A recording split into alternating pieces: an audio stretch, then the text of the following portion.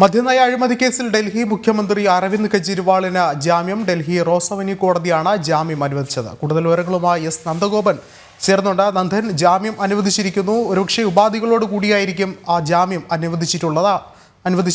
ഉണ്ടാവുക. അങ്ങനെയെങ്കിൽ എന്തൊക്കെ ഉപാധികളാണ് കോടതി മുന്നോട്ട് വെച്ചിട്ടുള്ളത്? വിഷ്ണു, ഇപ്പോൾ ലഭ്യമായ വിവരമനുസരിച്ച് 1 ലക്ഷം രൂപ കെട്ടിവെക്കണമെന്നുള്ളതാണ് ഇപ്പോൾ പ്രധാനമായും റോസ് അവന്യൂ കോടതി മുന്നോട്ട് വെച്ച നിർദ്ദേശമുള്ളതാണ് അറിയാൻ കഴിയുന്നത്. ഇത് സംബന്ധിച്ചിട്ടുള്ള കൂടുതൽ വിശദാംശങ്ങൾ ഇനിയും ലഭ്യമാക്കേണ്ടിയിരിക്കുന്നു.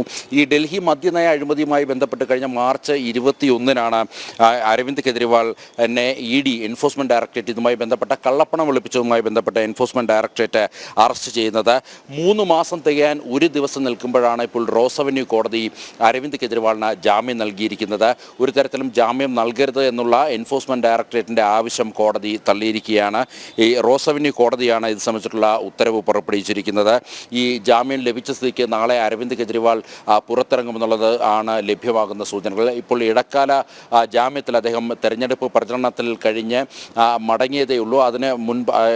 അതിനുശേഷമാണ് ഇപ്പോൾ പൂർണ്ണമായും അദ്ദേഹത്തിന് ജാമ്യം ലഭിക്കുന്നത്. നേരത്തെ ഇടക്കാല ജാമ്യം നൽകിയപ്പോൾ അദ്ദേഹത്തിന് കർശനമായ വ്യവസ്ഥകളായിരുന്നു നൽകിയിരുന്നത്. അതായത് മദ്യനയ അഴിമതിയുമായി ബന്ധപ്പെട്ട കാര്യങ്ങളൊന്നും തന്നെ പരാമർശിക്കരുത്, അതേപോലെ തന്നെ ഇതുമായി ഈ ഡൽഹി സെക്രട്ടേറിയറ്റിൽ എത്തരുത്, അതേപോലെ തന്നെ മുഖ്യമന്ത്രി എന്ന നിലയിൽ ഒരു തരത്തിലും ഒരു ഫയലിലും ഒപ്പുവെക്കരുത് തുടങ്ങിയ നിർദ്ദേശങ്ങൾ നൽകിയിട്ടായിരുന്നു അന്ന് ഇടക്കാല ജാമ്യം സുപ്രീം കോടതി അനുവദിച്ചത്. ഇപ്പോൾ റോസ് അവന്യൂ കോടതി ഇപ്പോൾ നൽകിയിരിക്കുന്നത്, ഇപ്പോൾ ലഭ്യമായ സൂചനകൾ അനുസരിച്ച് ജാമ്യ വ്യവസ്ഥ എന്നുള്ളത് 1 ലക്ഷം രൂപ കെട്ടിവെക്കണമെന്നുള്ളതാണ്. കൂടുതൽ വിശദാംശങ്ങൾ ഇനി ഇത് സംബന്ധിച്ചിട്ടുള്ളത് അറിയേണ്ടിയിരിക്കുന്നു. വിഷ്ണു.